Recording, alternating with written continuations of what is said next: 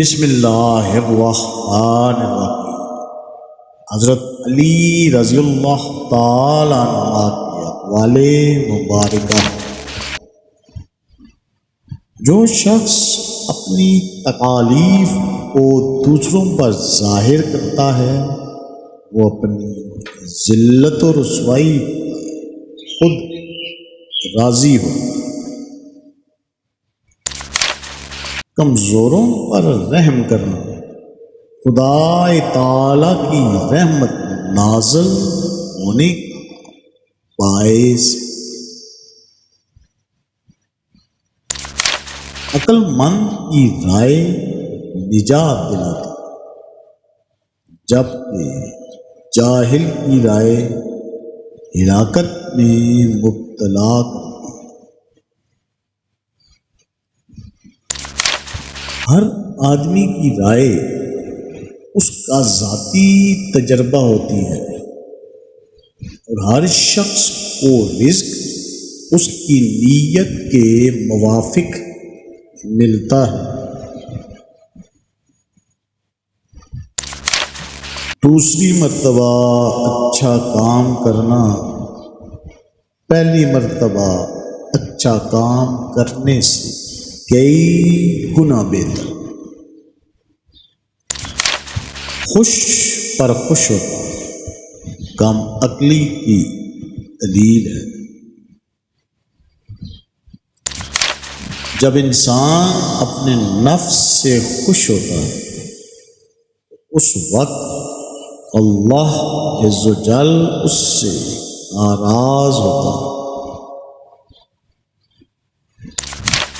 انسان کی عقل کا امتحان خوشی اور غمی کے وقت معلوم ہو سکتا ہے۔ ہر شخص اپنی موت کو ایک نہ ایک دن پا لے گا اور ہر دشوار چیز مشکل سے ہاتھ آتی ہے۔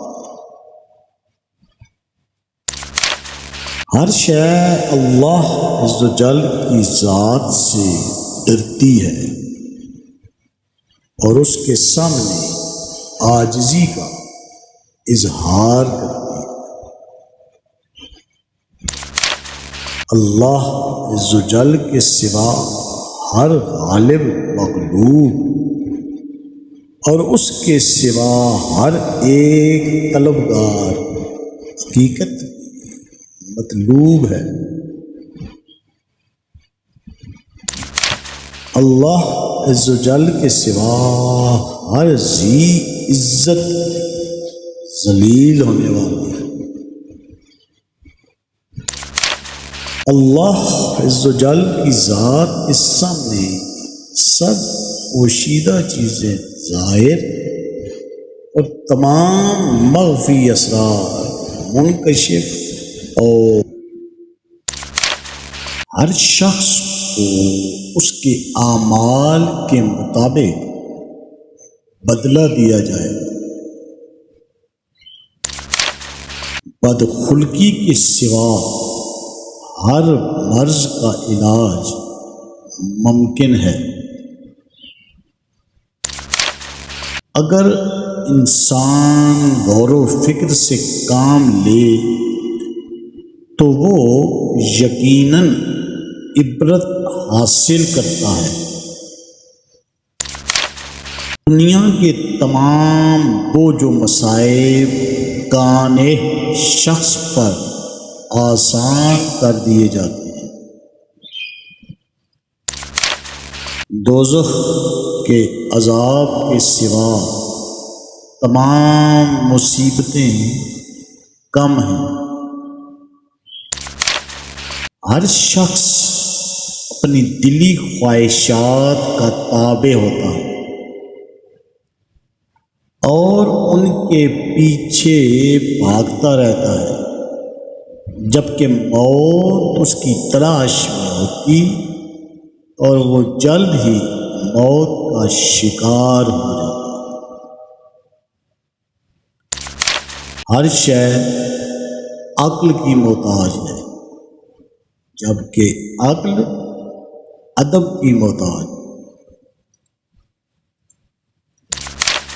ہر شخص کو روز محشر اس کے اعمال دکھائے جائیں گے اور ان کے مطابق بدلہ دیا جائے گا.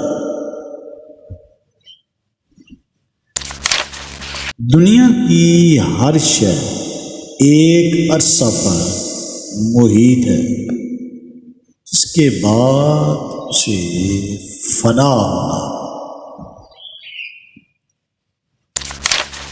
برا مال کھانا حرام ہے. بری غذا یتیموں کے مال کو چکھنا.